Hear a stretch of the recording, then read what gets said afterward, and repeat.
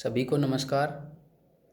आज का हमारा विषय है मैथिली शरण गुप्त का जीवन परिचय और उनकी साहित्यिक विशेषताएं।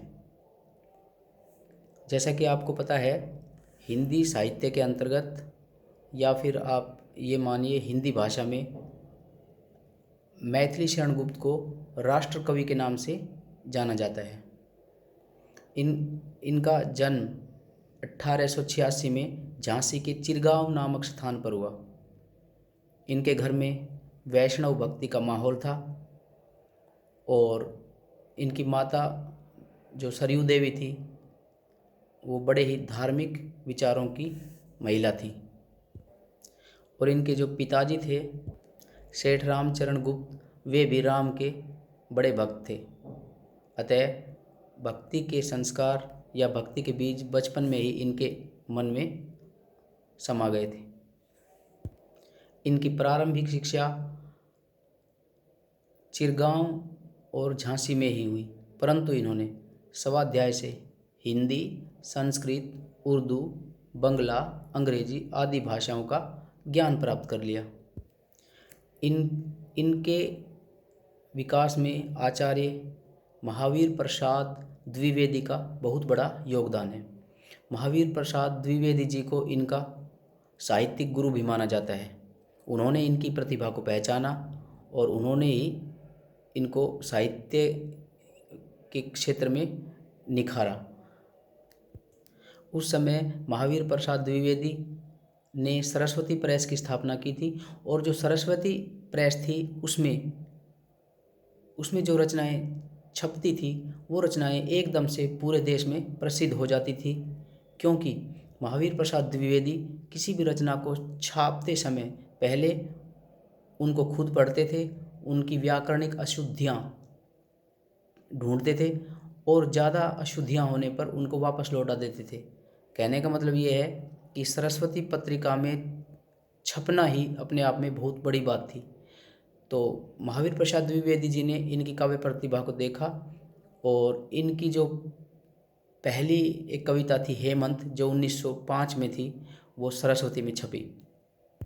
उस समय सरस्वती पत्रिका की स्थापना को 2-4 साल ही हुए थे, तो इनकी जो काव्यात्मक जो प्रतिभा थी वो निखर कर लोगों के सामने आ गई, लोगों को पता चल गया। उस समय हमारे देश पर अंग्रेज़ों का शासन था और भारतीय साहित्यकारों को उभरने नहीं दिया जा रहा था।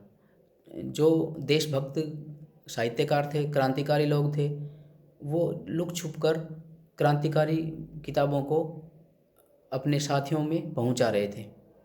ऐसे ही 1912 में राष्ट्रकवि मैथिली शरण गुप्त ने एक किताब लिखी थी जिसका नाम था भारत भारती। ये देशभक्ति का एक फड़कता दस्तावेज कही गई, यानी कि इस किताब में उन्होंने भारतीय संस्कृति के गौरवमय इतिहास का वर्णन किया है। उन्होंने भारतीय संस्कृति और इतिहास को उन्होंने इस पुस्तक में 3 भागों में बांटा है। अतीत खंड, यानी हमारा अतीत खंड कैसा था, और हमारा जो मध्य खंड, बीच का खंड कैसा है, और आधुनिक खंड। मतलब ये है कि उन्होंने अपने इस ग्रंथ में हमारी गौरवमय सभ्यता और संस्कृति का चित्रण किया है। आपके सिलेबस में अतीत खंड ही दिया हुआ है। भारत भारती की लोकप्रियता का अंदाज़ा इस बात से हम लगा सकते हैं कि अंग्रेज़ों ने इस पर रोक लगा दी थी और अंग्रेज़ों ने इसका जो हिंदी वर्जन है वो जनाना भारत समझा था, यानी भारत भारती, जबकि वास्तव में भारत भारती तो भारत की गौरवमय संस्कृति का एक चित्रण थी। इस पुस्तक में देशभक्ति परक बातों को पढ़कर महात्मा गांधी ने इनको राष्ट्रकवि की उपाधि से नवाजा था, यानी कि इनको राष्ट्रकवि की उपाधि से विभूषित किया था। मैथिली शरण गुप्त गांधीवादी विचारधारा से प्रभावित थे और सत्य, अहिंसा और त्याग का इनके जीवन में काफ़ी प्रभाव रहा। इनकी रचनाओं पर भी इस बात का प्रभाव पड़ा। हिंदी साहित्य सम्मेलन प्रयाग में इनको मंगला प्रसाद पारितोषिक से सम्मानित किया गया।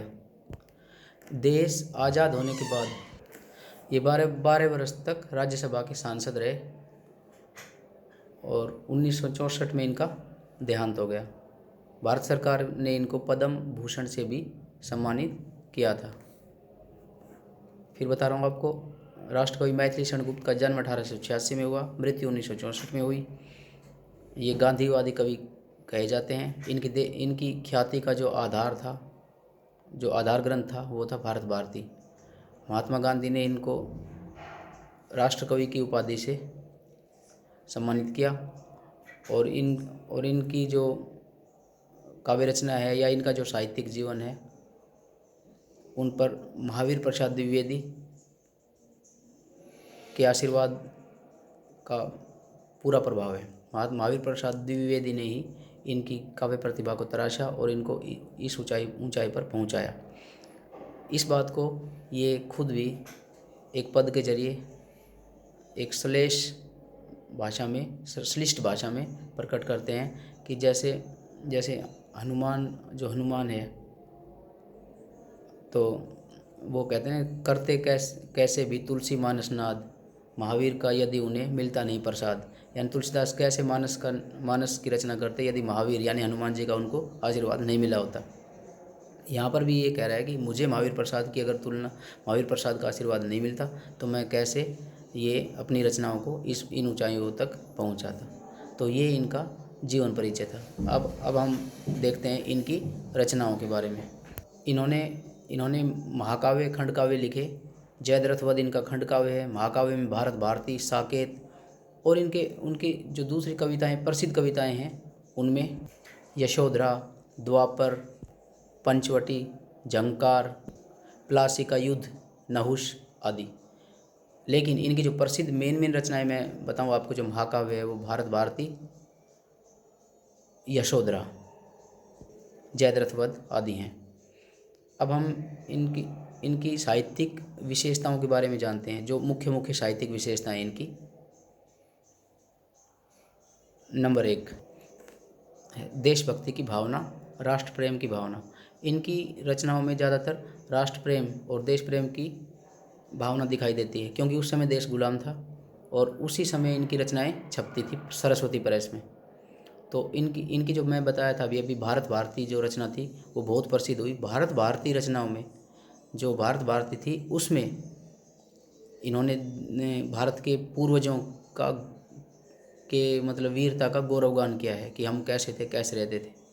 उन पूर्वजों की कीर्ति का वर्णन अतीव अपार है। गाते उन्हीं के गुण हम नहीं, बल्कि गा रहा संसार है। इस तरह की बातें उन्होंने अपने पूर्वजों के बारे में कही हैं। तो इनकी रचनाओं का जो पहली विशेषता है वो है देशभक्ति की भावना, राष्ट्र प्रेम की भावना। इन्होंने भारत भारती में देश की बुरी दशा जो हुई है अभी, इसके कारणों के बारे में बताया है कि कैसे हम धीरे धीरे अपनी जो ऊंचाई है उनको खोते चले गए। दूसरी जो प्रमुख विशेषता है, नारी के प्रति दृष्टिकोण। हमने देखा था कि भक्ति काल में नारी को आदर प्राप्त था, लेकिन रीतिकाल में नारी को भोग की वस्तु समझा गया। तो रीतिकाल में उन्होंने नारी को भोग की वस्तु समझा। उसके बाद जो आधुनिक काल में कई पंत जैसे कवियों ने भी नारी के सौंदर्य का चित्रण किया, परंतु ये मैथिली शरण गुप्त ने नारी को एक के पूजनीय रूप का वर्णन किया है। उन्होंने नारी को अपनी रचनाओं में पूरा सम्मान दिया है और उन्होंने यशोधरा में नारी की जो वर्तमान हालत है, स्थिति है, दयनीय दशा है, उनका चित्रण करते हुए वो कहते हैं, अबला जीवन हाय तुम्हारी यही कहानी, आंचल में है दूध आँखों में पानी। यहाँ पर उन्होंने नारी की एक दयनीय दशा का चित्रण किया है। गौतम बुद्ध उसको जब छोड़ के चले जाते हैं यशोधरा को रात को, तो उसकी कारुणिक दशा का बड़ा ही मार्मिक उन्होंने चित्रण किया है। उस यशोधरा और गौतम बुद्ध की कहानी के माध्यम से वर्तमान स्थिति में नारी की इस तरह जो हालत हो जाती है उसके बारे में उन्होंने बखूबी दिखाया है। अगली विशेषता है इनकी प्रकृति चित्रण। प्रकृति चित्रण इनकी बहुत ही महत्वपूर्ण विशेषता रही है इनकी रचनाओं की। इन्होंने प्रकृति चित्रण के ऊपर तो कई कविताएं लिख रखी हैं, जैसे पंचवटी वर्णन। पंचवटी वर्णन एक राम लक्ष्मण और सीता के पंचवटी में निवास के बारे में है। तो उन्होंने बहुत ही सुंदर शब्दों में माधुर्य गुण और माधुर्य गुण कह लो, प्रसाद गुण कह लो, क्योंकि उसमें राम और सीता का जिक्र आता है तो माधुर्य गुण लगा लेते हैं हम, और अगर हम उसको भक्ति की बात में जानें तो भक्ति के नज़रिए से देखें तो प्रसाद गुण लगता है। लेकिन क्योंकि प्रकृति चित्रण में ज़्यादातर हम माधुर्य गुण को ही लेते हैं तो इसमें माधुर्य गुण भी कह सकते हैं। तो प्रकृति का आलम्बन रूप में उन्होंने चित्रण किया है।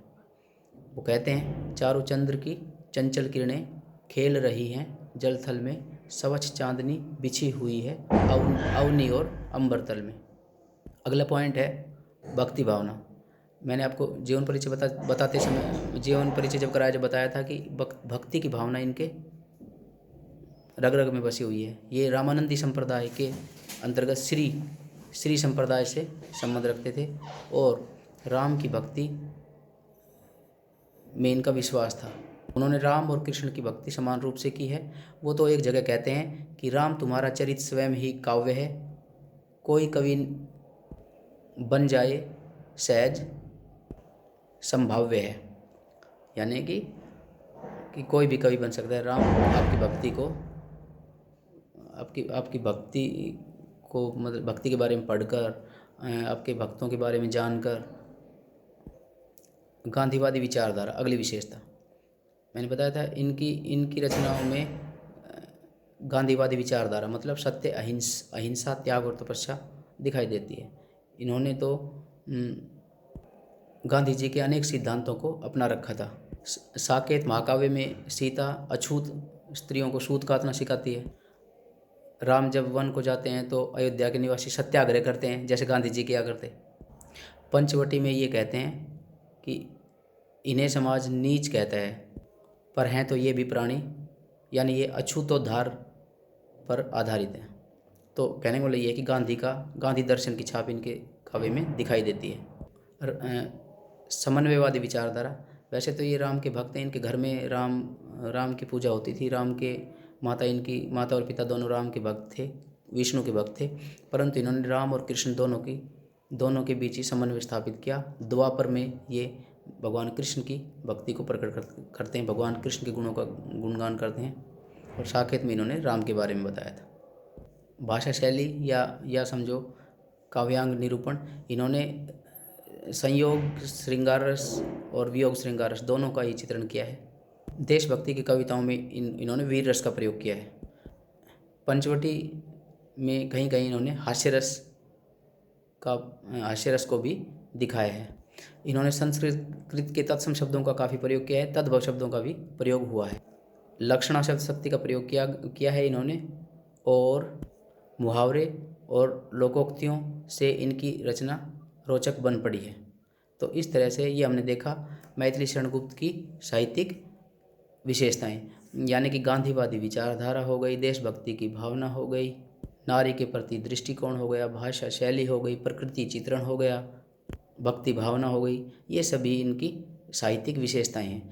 तो आपका एक प्रश्न तैयार हो गया है, मैथिली शरण गुप्त का साहित्यिक परिचय दीजिए। तो साहित्यिक परिचय में आप उनका छोटा सा जीवन परिचय देकर, जिसमें जीवन की खास खास बातें, उनकी रचनाएं बताओ कुछ, और उसके बाद उनकी साहित्यिक विशेषताएं बता दीजिए। तो ये आपको ध्यान से सुनना है ये, और ये आपका एक प्रश्न तैयार हो गया है। धन्यवाद।